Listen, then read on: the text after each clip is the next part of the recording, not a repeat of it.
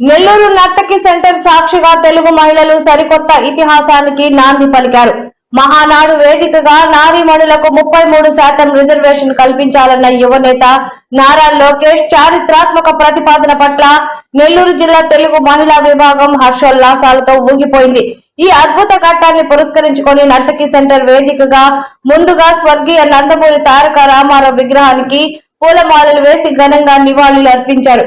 ఈ కార్యక్రమంలో deputy mayor Tahseen, 52వ డివిజన్ కార్పొరేటర్ రేష్మా, 54వ డివిజన్ కార్పొరేటర్ సఫియా, స్టేట్ మహిళా నాయకురాలు భూలక్ష్మి, క్లస్టర్స్ శైలమ్మ, అన్నపూర్ణ, 3వ డివిజన్ అధ్యక్షురాలు విజయమ్మ, మహిళా క్లస్టర్స్ శ్రీలక్ష్మి, శిల్ప, గౌసియా, చందన, పెద్ద ఎత్తున టీడీపీ మహిళా నేతలు, నాయకురాలు పాల్గొన్నారు. మన అన్న నందమూరి తారక రామారావు గారు, స్వర్గీయ అన్న ఎన్టీ రామారావు గారు ఆ రోజు తెలుగుదేశం పార్టీ స్థాపించి అధికారంలోకి రాగానే మహిళలకు పెద్దపీట వేస్తూ చట్టసభలకు పంపారు. అంతేగాక ఆస్తుల సమాన హక్కు కల్పించారు.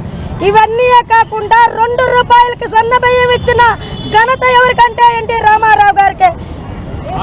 సారాయి కలుషితమయ్యి తాగి చనిపోతుంటే వేలాది మంది విధవలు అవుతుంటే ఆ రోజు సారాయి ఆపేసేసి మొట్టమొదటి విడో పెన్షన్ జారీ చేసింది ఎన్టీ రామారావు గారి ప్రభుత్వంలోనే.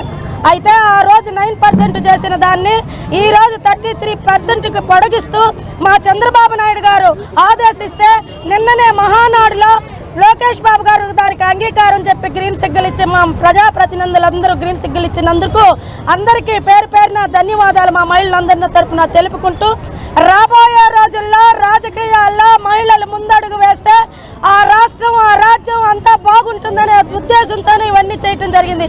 నిన్న మాట్లాడుతుంది రోజా, మేము అటక పార్టీ ఇటక పార్టీ అధికారంలోకి రాగానే ఎగిరే వలస పక్షులం కాదు, ఆ నోరు తాటి మట్టా లేక నాలుక అని అడుగుతున్నా.